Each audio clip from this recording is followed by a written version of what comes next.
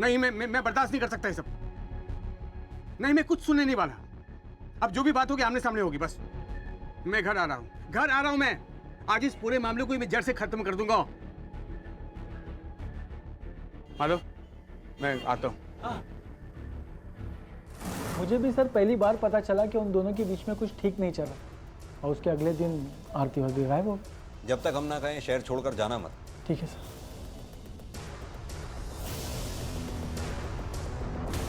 योगेश, तुम्हारा और आरती के बीच झगड़ा किस बात पे हुआ था? सर, पैसे को लेकर। पैसों को लेकर? तुमने आरती से कहा था इस मामले को जड़ से खत्म कर दोगे, क्योंकि तुमसे अब और बर्दाश्त नहीं होता। मुझे बताओगे जरा ये बात पैसों की कमी में कहां और कैसे फिट बैठती है?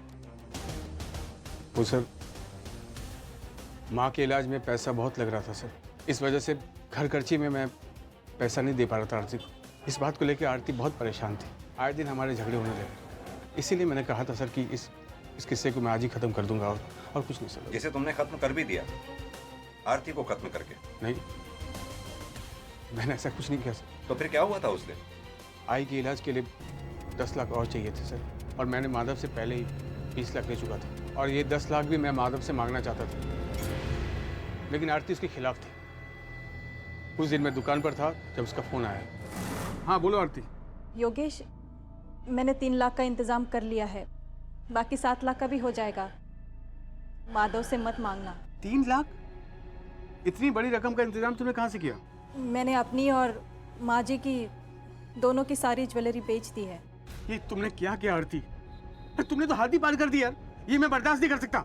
आज इस पूरे मामले को मैं जड़ से ही खत्म कर दूंगा। चलो रखो फोन। क्यों किया तुमने ऐसा आरती? तुम्हारी हिम्मत कैसी हुई आई के गहने को हाथ लगाने की? मैंने उन्हें अपने लिए नहीं बेचा है योगेश, और फिर ये सब पैसे तुम्हारी आई के लिए तो काम आएंगे। फिर मैंने उनके ही नहीं अपने भी तो गहने बेचे हैं। आई का इलाज करवाना मेरा फर्ज है, और उनके गहने बेचकर इलाज करवाया तो क्या करवाया? थू है मुझ पर। तुम पहले ही 20 लाख का उधार ले चुके हो माधव से, क्यों अपना बोझ बढ़ा रहे हो? और फिर गहने होते किस लिए है? समय पर काम आए इसीलिए ना। चुप करो तुम। अगर बोझ है तो मेरे सर पर है ना, उसे मैं चुकाऊंगा। मैं जानता हूँ, तुम्हें टेंशन लेने की जरूरत नहीं है। मुझे लगता है इन सब का असर सिर्फ तुम पर ही हो रहा है। तुम्हें अंदाजा भी है कि तुम्हारी आई की वजह से मुझ पर क्या बीत रही है, क्या हो रहा है मेरे साथ? मेरी आई के बारे में कुछ नहीं आरती। हाँ, थप्पड़ से क्या होगा योगेश? अगर मारना ही है तो मुझे जान से मार डालो ना, गला घोट दो मेरा, मार डालो ना मुझे योगेश।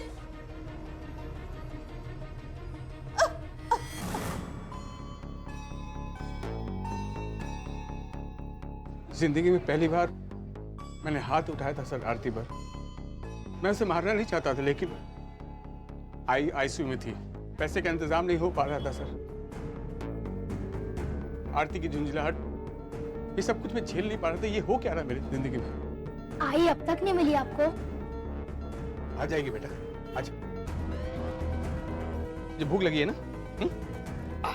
तेरे लिए कुछ मंगवाता हूँ। खाना खाएगा बेटा?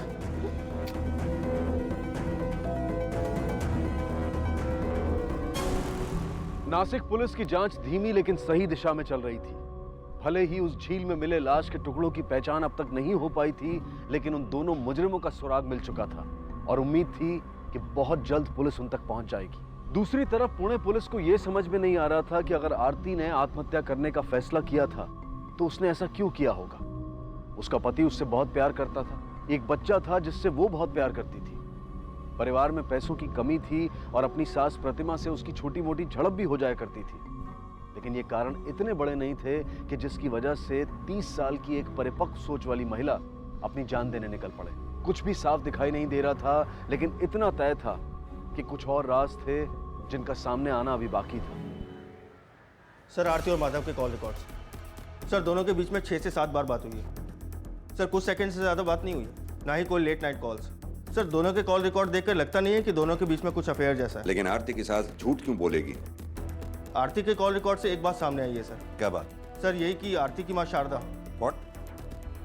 आरती के कई कॉल शारदा को आ चुके हैं। शारदा ने हमसे ये क्यों कहा कि पिछले 10 साल से उसने आरती की आवाज तक नहीं सुनी? साहब, मुझे बहुत डर लग रहा है, हमारी मदद कीजिए। 10 बरस के बाद आज अचानक उसका फोन आया था।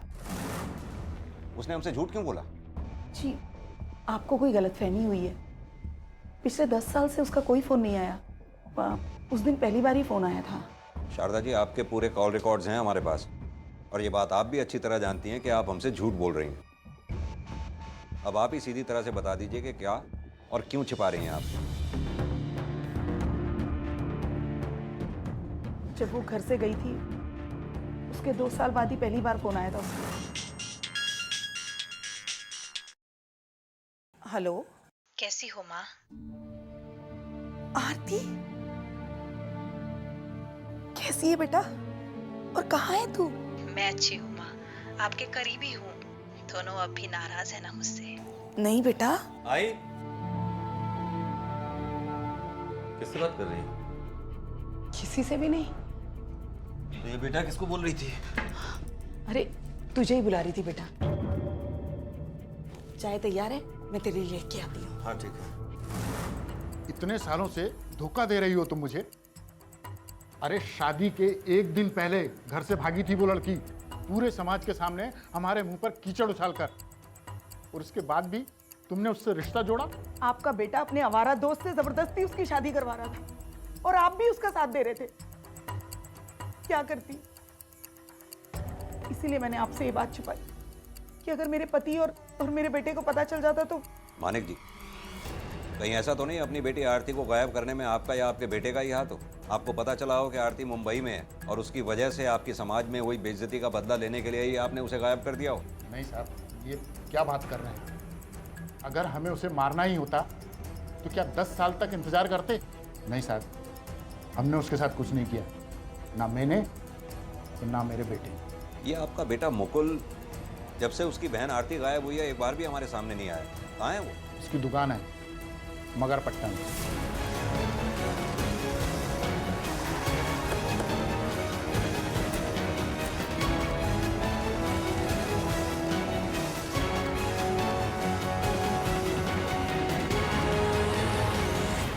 सर मुकुल का फ़ोन स्विच ऑफ बता रहा है, लेकिन उसका फ़ोन हमारी आईटी टीम के रडार पर है। जैसे ही ऑन होगा हमें पता चल जाएगा सर। इसके अलावा एक बात और, सर नासिक पुलिस ने 2 लोगों की फ़ोटो भेजी है 30-35 साल की किसी लेडी के मर्डर केस में। सर ये देखिए। मर्डर केस के सिलसिले में इन दोनों की फोटोग्राफ? ये दोनों तो हमारे यहाँ 4-5 बार छोटी मोटी चोरी के सिलसिले में सजा काट चुके हैं। हाँ सर, एक खास बात और, जिस दिन आरती गायब हुई थी उसके दूसरे दिन नासिक पुलिस ने एक लेडी के बॉडी पार्ट्स बरामद किए थे। हो सकता है वो बॉडी पार्ट्स आरती के हों। हाँ सर, हो सकते हैं, लेकिन सर उसके कुछ बॉडी पार्ट्स और सर गायब है, इसलिए उसको पहचानना मुश्किल है सर। इन दोनों की बॉडीज नासिक में ठिकाने लगाना और उसी दिन आरती का गायब हो जाना कोइंसिडेंस नहीं हो सकता। एक काम करते हैं तुषार, पहले इन दोनों को उठाते हैं। Right sir.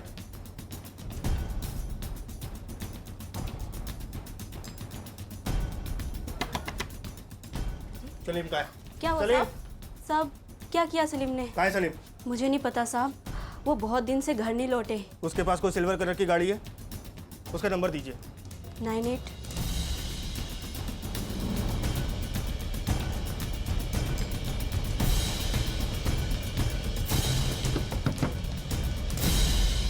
राजेश का घर यही है? जी सर। तुषार, कहाँ है राजेश? अब 2 दिन पहले बाहर गए हैं कुछ काम के लिए। राजेश के पास गाड़ी है? हाँ, वैन है। कौन से कलर की? सिल्वर।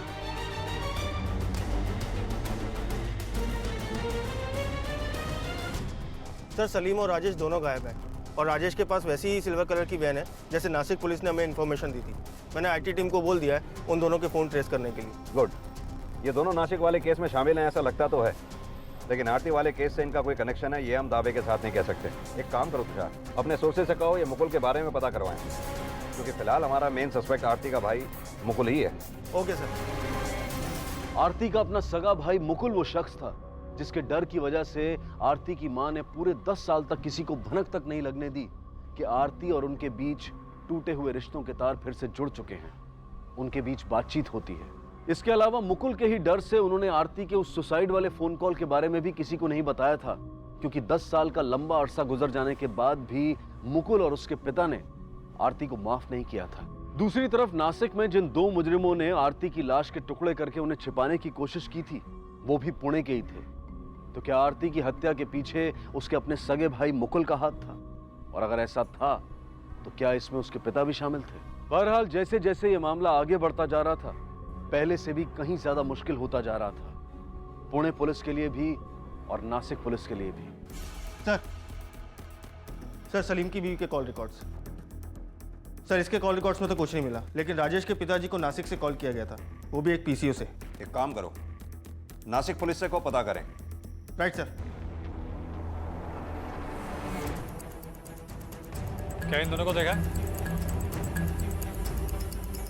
जी साहब, ये दोनों कल रात को यहाँ आए थे साहब, और कहीं फोन भी किया था।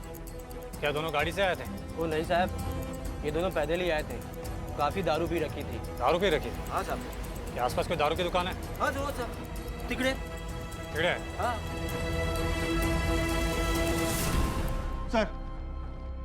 सर मुकुल का फोन ऑन हुआ था, उसकी लोकेशन ट्रेस हो गई है, वो ऑन में है। एक काम करो, टीम को रेडी करो। सर।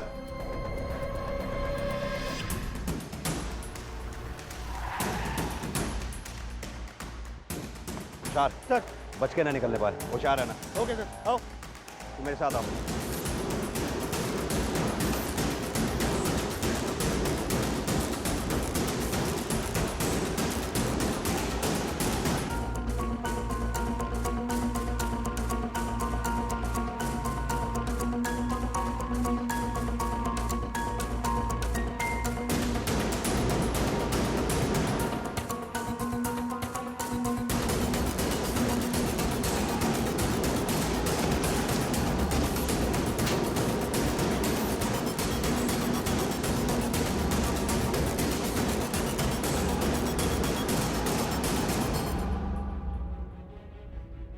सर इतनी इन्फॉर्मेशन तो मिली है कि वो लोग आसपास दिखाई दिए। वो दोनों पेशेवर मुजरिम हैं। उन्हें अंदाजा हो गया है कि हम लोग उनके पीछे हैं। राजेश ने अपने बाप को इस पीसीओ से कॉल किया था, इसका मतलब इस पीसीओ तक वो चलते आया था। लेकिन सर इतने बड़े पॉश एरिया में हम उन्हें ढूंढेंगे कैसे? इस पॉश एरिया में उनका कोई कनेक्शन तो नहीं रहेगा। एक काम करते हैं, इस एरिया के जितने भी लॉज है ना, चेक करते हैं।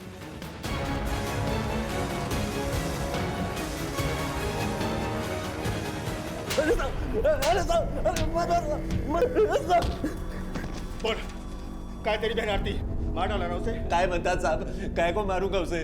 बहन थी मेरी। अरे मारा तो तू उसको 10 साल से देखा भी नहीं मैंने। अच्छा, बड़ा शर्मीला है ना तू? हमको देख के इसलिए भागा था?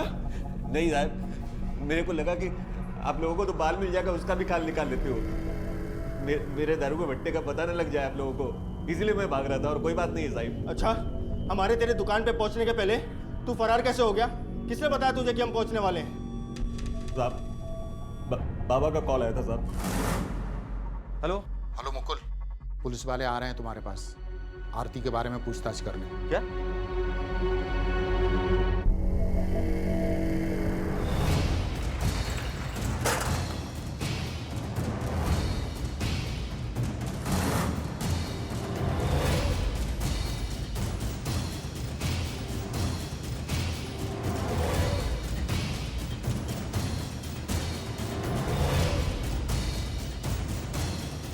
सलाम सर। हमें इन दोनों की तलाश है। एक का नाम राजेश है और दूसरे का नाम सलीम।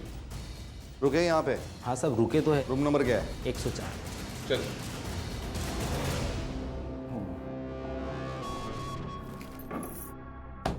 कौन है रे? साहब आपका ऑर्डर। आधा घंटा पहले ऑर्डर बोला, अभी लेके आया। आता हूँ, बाद में मेरे को खिलाना। अरे आएगा।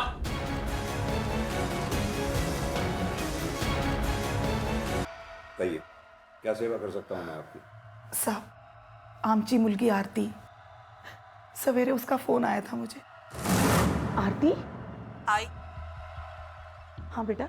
मुझसे अब बर्दाश्त नहीं होता। आई बेटा, तू क्या कह रही है? क्या बर्दाश्त नहीं होता? हाँ बेटा, तू है कहाँ? नरक में। अगर अब और नहीं आई, मैं जा रही हूँ। आरती कहाँ जा रही है? जहाँ से कोई वापस नहीं आ सकता। आखिरी बार आपकी आवाज सुननी थी। आई। आरती। सुबह उसका फोन आया था, लेकिन तो 12 घंटे हो गए। आप उस वक्त में नहीं आई हमारे पास जब उसका फोन आया था। मुझे लगा ऐसे ही किसी बात पे परेशान होकर फोन कर लिया होगा। वो ऐसा करेगी नहीं, लेकिन पूरा दिन फोन लगाने के बाद भी एक बार भी उससे बात नहीं हुई साहब। इसीलिए हम लोग। कहाँ रहती है आपकी बेटी? पता नहीं साहब। क्या मतलब? दरअसल 10 बरस पहले उसने घर से भागकर शादी की थी। उसके बाद से हमारा उसके साथ कोई रिश्ता नहीं था। वो कहाँ रहती थी, किस हाल में थी, हमें कुछ नहीं पता था। 10 बरस के बाद आज अचानक उसका फोन आया था। साहब मुझे बहुत डर लग रहा है, हमारी मदद कीजिए। मात्रे सर। इनकी बेटी आरती का फ़ोन नंबर लो और मोबाइल कंपनी से पता करो उसका एड्रेस कहाँ है। Right sir. आरती भी शायद ऐसे ही किसी मोड़ पर खड़ी थी। आज 10 साल बाद पहली बार उसने अपनी माँ को फोन किया था, और वो भी ये बताने के लिए कि वो अपनी जान ले रही है। क्यों उठाना पड़ रहा था उसे कदम? आखिर कौन से हालात थे, ऐसी क्या मजबूरियां थी जिसकी वजह से वो अपनी जिंदगी का साथ छोड़ने जा रही थी? और क्या मजबूरी थी इस माँ की, किसका डर था कि अपनी बेटी के मुंह से इतनी बड़ी बात सुनने के बाद भी उसने उस बात को घंटों तक सबसे छिपाए रखा? अरे सलीम भाई, थैंक यू। क्यों? इतना बड़ा काम देने के लिए। और मैं भी आपके भरोसे का पूरा मान रखूंगा। पर एक बात पूछूं? क्या? ये औरत कौन है? कायकुर है? ऐसे ही, बहुत खूबसूरत है। अगर थोड़ा पहले ले आते ना तो मजा आ जाता। साला अपना गाड़ी चला, पैसा ले, लड़की की लाश को ठिकाने लगा और निकल। सामने देख।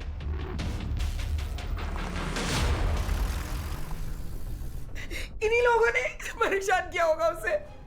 मेरी बेटी ऐसा कभी नहीं कर सकती थी। ये झूठ है सर। मैं मानता हूँ परेशान थी कुछ दिनों से, पैसों की तंगी चल रही थी सर। कभी कभार चिड़चिड़ी हो जाती थी वो। हमारे झगड़े भी हुआ करते थे सर, लेकिन आरती सुसाइड नहीं कर सकती। नहीं सर, कभी नहीं कर सकती सुसाइड। कब देखा आखिरी बार तुमने इसे? आज दोपहर में सर। दरअसल मेरी कपड़े की दुकान है सर, पास ही में है। मैं रोज खाना खाने घर ही आता था। आज भी आया था सर 2 बजे। जब मैं आया तो वो कमरे में सो रही थी सर। शायद उसका सर दर्द हो रहा था, तो तभी देखा था सर मैंने। आप तो उस समय घर में ही रही होंगी जब आरती घर से गई। मुझे तो पता भी नहीं चला। जब नितिन स्कूल से आया तब पता चला कि आरती घर पर नहीं है। कितने बजे होंगे उस वक्त? करीब 3:30 बजे होंगे। 403 वाली आरती मैडम गायब हुई। तुम ही थे ना ड्यूटी पे? जी साहब। फिर भी तुमने उन्हें आते जाते नहीं देखा? आज वो घर से निकली ही नहीं, मुझे अच्छे से याद है। कुछ और देखा हो जो रोजमर्रा से अलग हो, जैसे कोई बाहर का अनजान आदमी आरती मैडम के घर आया हो, गया हो? योगेश साहब और सुप्रिया, उनके अलावा उनके घर पे और कोई नहीं गया। ये सुप्रिया मैडम कौन है? योगेश साहब की जो माँ है, उनकी मालिश करने आती है रोज सवेरे। ठीक है, तुम जा सकते हो। तुमने कहा आरती पैसों की कमी से परेशान थी। उस कमी की कोई खास वजह? मेरी आई की बीमारी सर। कुछ महीने पहले मेरी आई का एक्सीडेंट हुआ था। 3 महीने तक आईसीयू में थी मेरी आई। मेरी सारी सेविंग्स इनके इलाज में खर्च हो जाती थी सर। और तो और ऊपर से कर्जा इतना था कि। कितना कर्जा था? 20 लाख से। साहब जी, सुबह से रात तक उनके घर में चिकचिकबाजी रहती थी। आरती और योगेश के बीच? दोनों सास बहू के बीच में।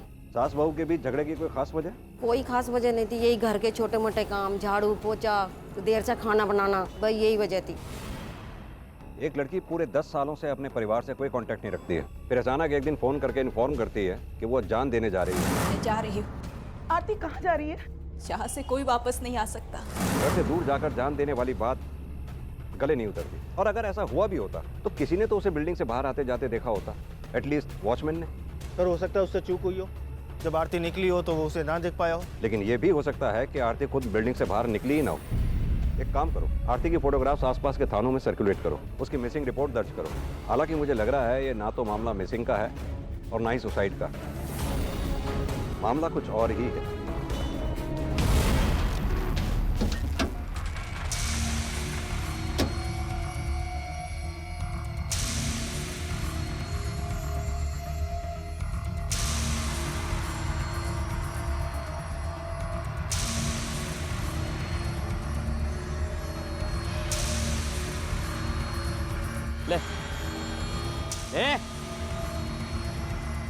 ले चल जल्दी कर।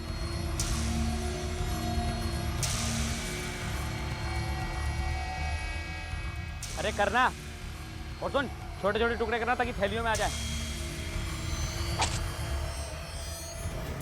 मुझे। बेटा देख, आई आएगी तो गुस्सा करेगी मेरे को, बोलेगी नितिन को अभी तक खाना नहीं खिलाया।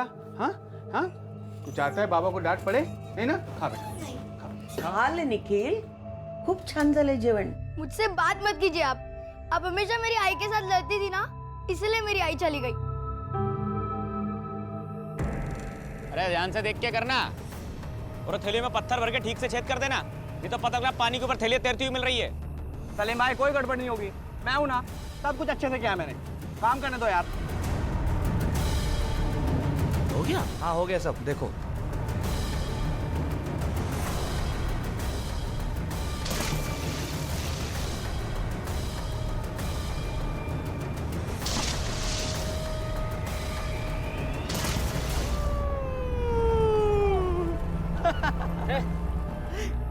पुलिस पुलिस तो नहीं ना?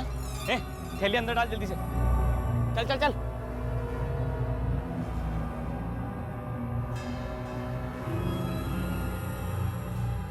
ये क्या साणे, ये पिकनिक मनाने का टाइम है? कौन है तू? अबे साले तू के बच्चे एक लगाऊं क्या?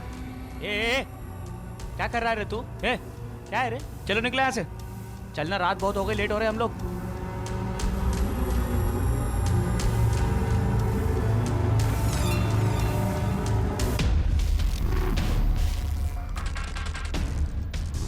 काका बघा काहीतरी आहे तिकडे।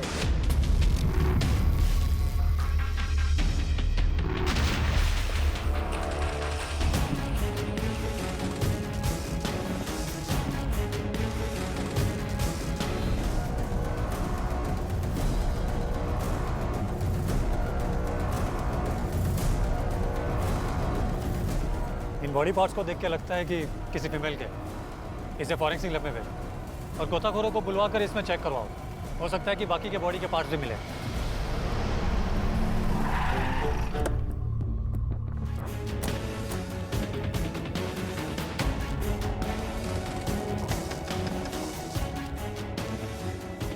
तुम आरती के घर उसकी सास की मसाज करने जाती थी?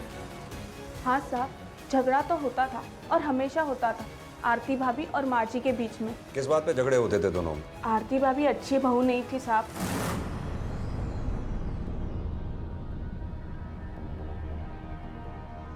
सुप्रिया, भगवान तेरा भला करे।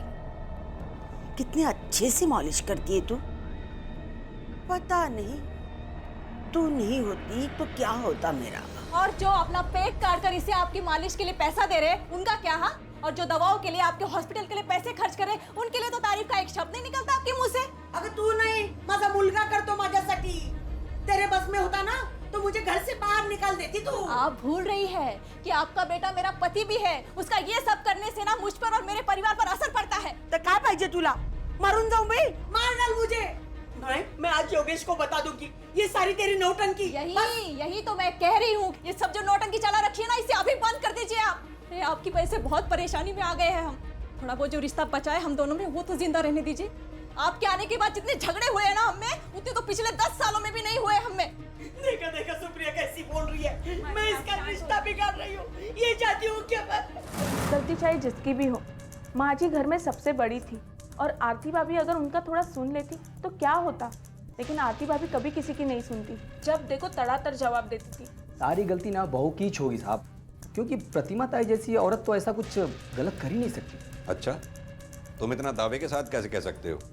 तुम्हारा क्या लेना देना उनसे? साहब 12-15 साल पुरानी पहचान थी। हम उनके हस्बैंड को जानते थे। एक समय में उन्होंने मुझे अपने ऑफिस में प्यून की नौकरी पे लगवाया था। क्या आरती और योगेश के बीच भी झगड़े होते थे? नहीं साहब, योगेश भाई साहब बहुत सीधे थे। उनका कभी किसी के साथ झगड़ा नहीं होता था। ठीक है, अभी हम चलते हैं। जरूरत पड़ी तो तुम्हें थाने बुलाया जाएगा। चलो। तुषार, ये अश्विन और सुप्रिया प्रतिमा के काफी करीब लगते हैं। अगर आरती के साथ कुछ गलत हुआ है और उस गलत में प्रतिमा का हाथ है तो कोई बड़ी बात नहीं कि प्रतिमा के हाथ पांव बन के अश्विन और सुप्रिया ने उसका साथ दिया हो। सर, आरती की बिल्डिंग के वॉचमैन ने सुप्रिया और योगेश के अलावा बिल्डिंग में आते जाते किसी को नहीं देखा। बिल्डिंग के वॉचमैन को आने जाने वाले पे नजर रखने के अलावा और भी कई काम होते हैं। हो सकता है वॉचमैन को कोई काम पड़ा हो जिसकी वजह से अश्विन नजर बचाकर अंदर चला गया हो। ये अश्विन के फोन की लोकेशन का पता करवाओ। पता करो कि जिस वक्त ये वारदात हुई उस वक्त वो कहाँ पर था। Okay sir. अरे जल्दी देना दाल मेरे को। अरे लाई। और कुछ लाऊं? एक रोटी और।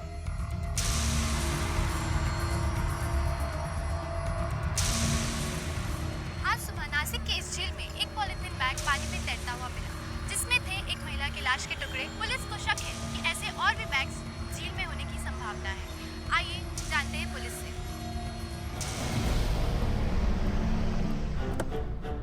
सर, सामने अश्विन की फोन लोकेशन चेक की थी। उस दिन वो घर पर ही था, कहीं बाहर नहीं गया। ये आरती की फोटोग्राफ्स हमने सर्कुलेट की थी, एनी अपडेट? नहीं सर, अभी तक नहीं। दो बातें हो सकती हैं, या तो आरती गायब है या उसके साथ कुछ बुरा हुआ है। एक काम करो, उसके मिसिंग पोस्टर लगवाओ, शायद कोई मदद मिले। Right sir. मुझे लगता है हमें अब आरती की सास से दोबारा बात करनी चाहिए। बोलो। सर, मैंने टीवी पे न्यूज़ देखी, वो लेक पे जो बॉडी पार्ट्स मिले ना, वो वाली। उसके बारे में क्या जानते हो? सर, मैं और मेरे फ्रेंड्स कल रात को लेक पे गए थे, तो हमने 2 आदमियों को वहाँ देखा सर। उनका चेहरा देखा तुमने? पहचान सकते हो उन्हें? खूब अंधार होता सर, ठीक से देख नहीं पाया, पर हाँ एक आदमी उसको देखा मैंने, उसकी थोड़ी घनी दाढ़ी थी सर। क्या है रे? चलो निकला से।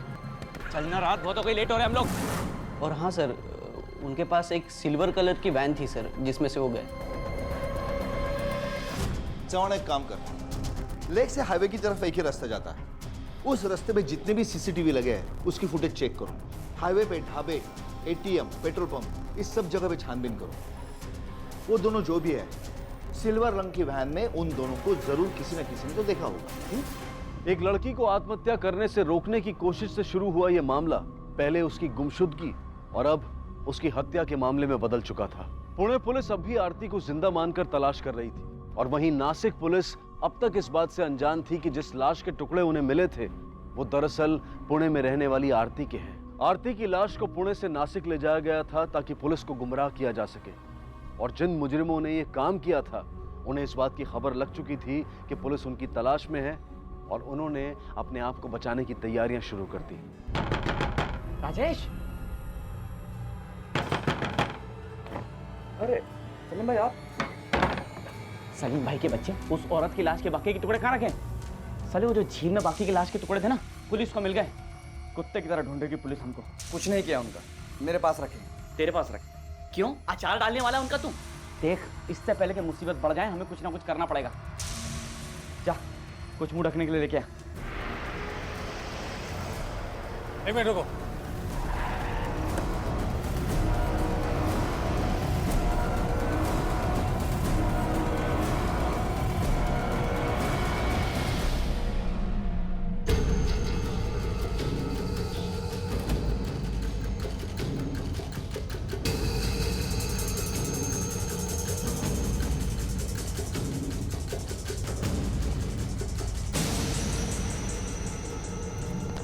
जवान, एक काम करो, इन दोनों की तस्वीर और गाड़ी की डिटेल्स हर थाने भेज दो। हाई अलर्ट जारी करवा दो, और हाईवे पे जहां जहां हो सके सब जगह पे नाकाबंदी लगवा दो। एक भी गाड़ी विदाउट चेकिंग की बाहर नहीं निकलनी चाहिए। Yes sir.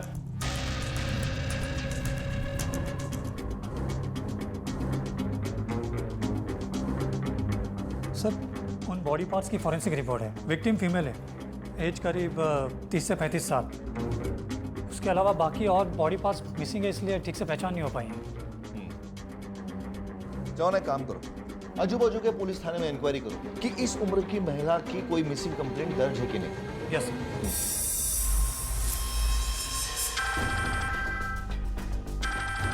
हेलो। हाँ सर, वहाँ आसपास के लोगों से पता किया है, और 2 दिन में एक आदमी आया जाया करता था।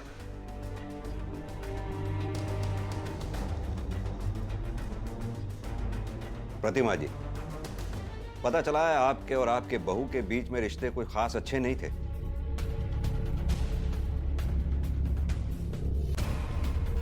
पंखे नहीं, पर्दा हटा दो सर।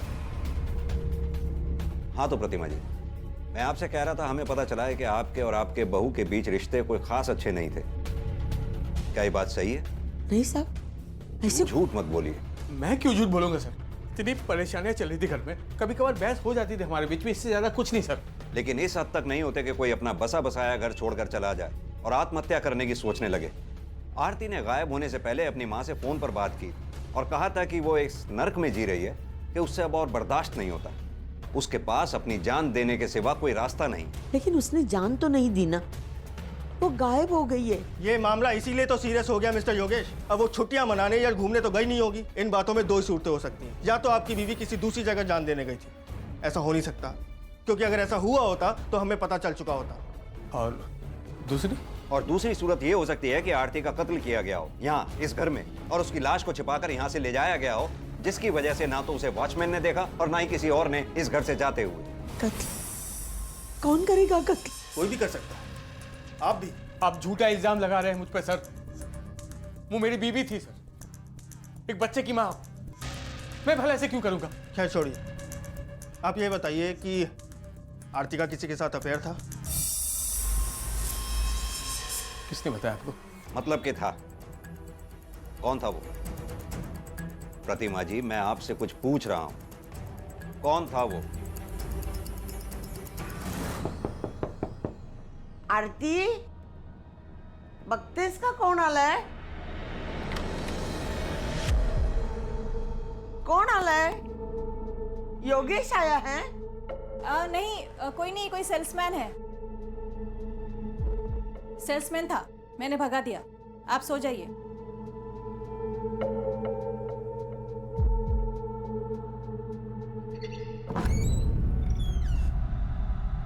उसके थोड़ी देर बाद दरवाजा खुला। आरती, आरती। वो वापस जा रहा था, लेकिन मुझे दिखाई नहीं देगा, इसलिए मैं खिड़की तक गई उसे देखने के लिए। कौन था वो? माधव, योगेश का दोस्त, बिजनेस पार्टनर। आपने अपने बेटे योगेश को बताया नहीं इसके बारे में?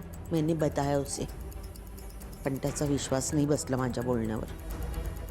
उसने कहा कि वो कुछ दुकान का सामान लेने आया होगा, लेकिन मुझे पूरा विश्वास था। आरती और उसके बीच में कुछ तो चल रहा था। ये बकवास है सर। आई को गलतफहमी हो गई थी। माधव मेरा पार्टनर ही नहीं, करीबी दोस्त भी है। वो कभी ऐसा कुछ नहीं कर सकता, ना ही आरती ऐसी लड़की है सर। कैरेक्टर सर्टिफिकेट है उन दोनों का आपके पास, और ये माधव का मिलेगा।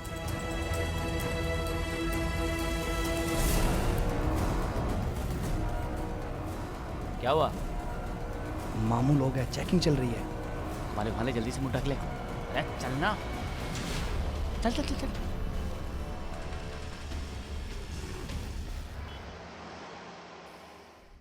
सर वो सुबह शाम पूजा का नियम बना हुआ है ना, इसलिए देर होगी। बताइए सर, क्या मदद कर सकता हूँ आपकी? माधव, जो भी हम तुमसे पूछने जा रहे हैं उसका सही सही जवाब देना। झूठ से सख्त नफरत है हमें। आरती के साथ कब से अफेयर चल रहा था तुम्हारा? क्या बात करें सर, आरती के साथ अफेयर? वो मेरी बहन जैसी है सर, और योगेश तो मेरे बचपन का दोस्त है। उसकी वाइफ के साथ? नहीं सर, किसी ने शायद आपको रॉन्ग इन्फॉर्मेशन दी है सर। हमारा तो एकदम घर जैसे ताल्लुकात है, बचपन से हम लोग एक दूसरे के घर पे आना जाना। इनफैक्ट मैंने तो कई बार योगेश की मदद की है सर। अच्छा, ऐसा क्या खास किया था तुमने? सर जब योगेश की माँ की तबीयत खराब हुई थी तो मैंने 30 लाख रुपए दिए थे सर। 30 लाख? हाँ सर। सर आरती भाभी के गायब होने की वजह आपको योगेश से ही पता चल सकती है। मतलब? सर आरती भाभी जिस दिन गायब हुई उसके एक दिन पहले उन दोनों में बहुत झगड़ा हुआ, और मैं दुकान पे ही था जब। आज तुमने हद पार कर दी आरती।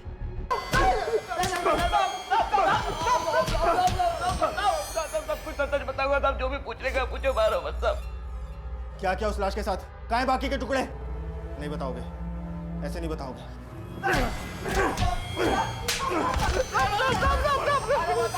सब मेरे पास है साहब, सब मैं ले चलूंगा आपको।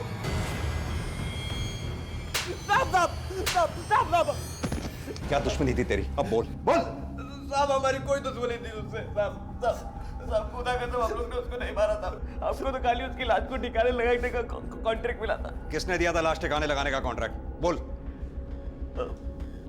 माधव ने साहब, माधव ने।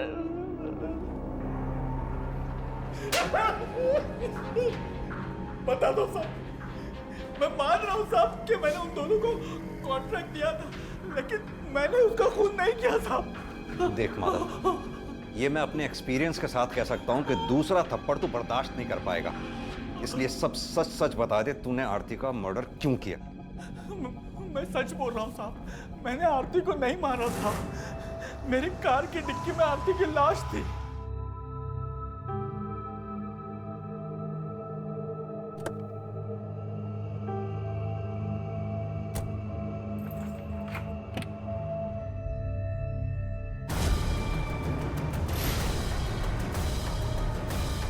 मैं डर गया था साहब, बुरी तरह से डर गया था मैं लाश देखकर। इसलिए मैंने सलीम को फोन किया कि लाश ठिकाने लगा दे। अगर तूने कत्ल नहीं किया था तो उस वक्त तू हमारे पास क्यों नहीं आया? क्यों नहीं खबर दी हमें? साहब,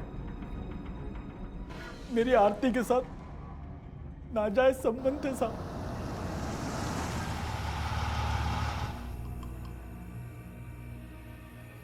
क्या हुआ माधव भैया, हम यहाँ पर क्यों रुके हैं? भैया सॉरी आरती, मैंने कभी तुम्हें उस नजर से देखा नहीं। क्या कह रहे हैं आप? मैं आपको भैया बुलाती हूँ। अगर सैया बुलाऊंगी तो क्या सैया हो जाऊंगा? तो भैया कैसे हुआ? क्या बकवास कर रहे हैं आप? ये सब योगेश को बताऊंगी। लॉक है, लॉक, यहाँ से लॉक। ठीक है, बताओ, जाओ योगेश को। मैं भी जाऊंगा, बोलूंगा लाओ मेरे 30 लाख रुपए। कहाँ से देगा? है ही नहीं उसके पास। फिर दुकान में हिस्सा देना पड़ेगा, तुम्हारा घर भी ले लूंगा मैं। सड़क पर आ जाओगी तुम, और तुम्हारा बच्चा भी। अरे अपने बच्चे के लिए इतना नहीं कर सकती? अगर अभी तुम यहाँ से गई ना तो याद रखना आरती, कल पूरा परिवार तुम्हारा सड़क पर होगा। तुम्हारी सासू माँ, तुम्हारा बच्चा, तुम्हारा पति, सब सड़क पे होंगे, याद रख। अरे मान जाओ ना यार, एक टाइम की तो बात है। क्या मतलब? ठीक है तो हाँ, मैं भी वही सोच रहा था। You are very intelligent girl, कभी कभी कंप्रोमाइज करना पड़ता है। आरती अपनी मर्जी से मेरे साथ रिश्ता नहीं बनाया था, मैंने उसके साथ जबरदस्ती की थी साहब। लेकिन वो पहली बार आखिरी बार नहीं था। तू आरती के घर भी गया था, योगेश की गैर हाजिरी में गया था ना? हाँ, हाँ, हाँ, हाँ।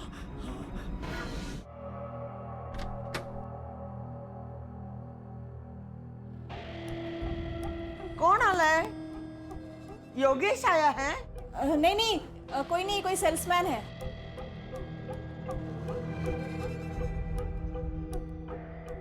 तुम यहाँ क्यों आए? प्यार करने। माँ जी है अंदर, मैंने कहा माँ जी है अंदर। छोड़ मुझे। अच्छा, मार्केट में एक पिक्चर आई है आरती और माधव की।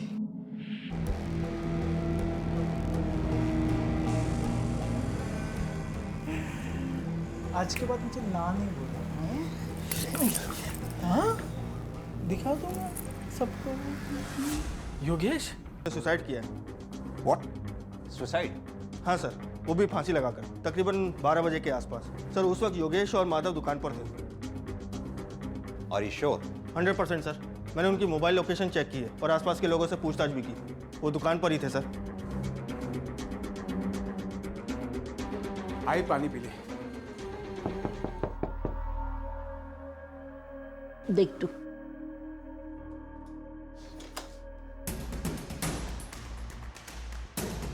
आरती के बारे में पता चला सर? नया पंखा कब ले आई? सर 1-2 दिन पहले। जब पिछली बार हम यहाँ आए थे तो ये पंखा यहाँ नहीं लगा हुआ था, याद आया प्रतिमा जी?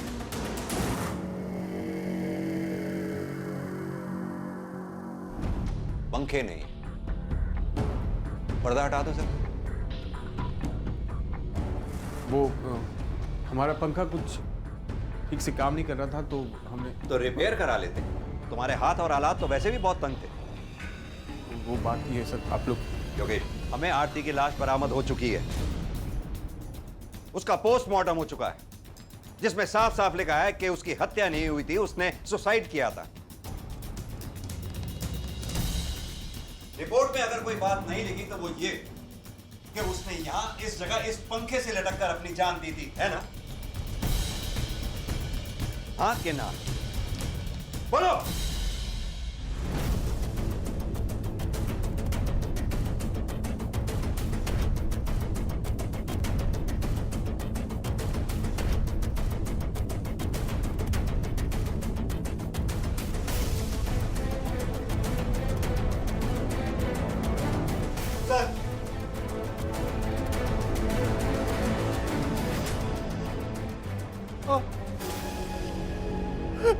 आरती ने आत्महत्या की थी सर, इसी कमरे में आत्महत्या की थी सर। मैं जब दुकान से घर पर आया सर देखा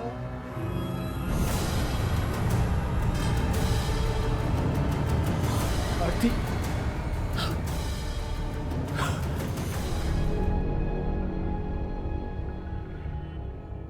मेरे इस लेटर को मेरा बयान समझ आ जाए।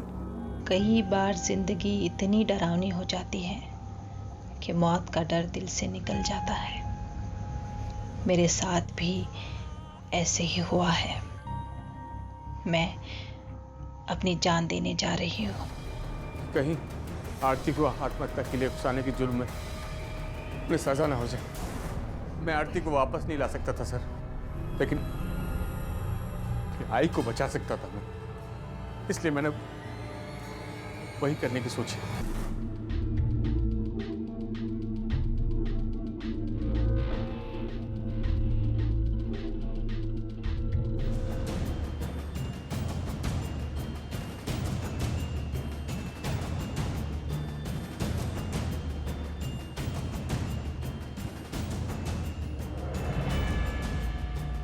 जो कुछ हुआ था सर, ये माधव की वजह से हुआ था। इसे माफ नहीं कर सकता था मैं सर, इसलिए। हाँ, एक मिनट रुक। हाँ, रुक, आ रहा हूँ। हाँ,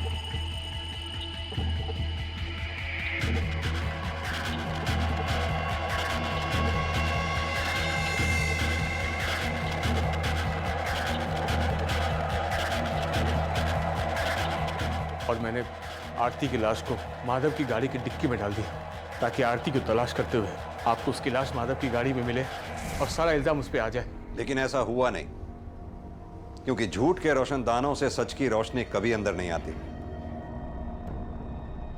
योगेश, तुम्हें और तुम्हारी मां प्रतिमा को हमें गिरफ्तार करना होगा।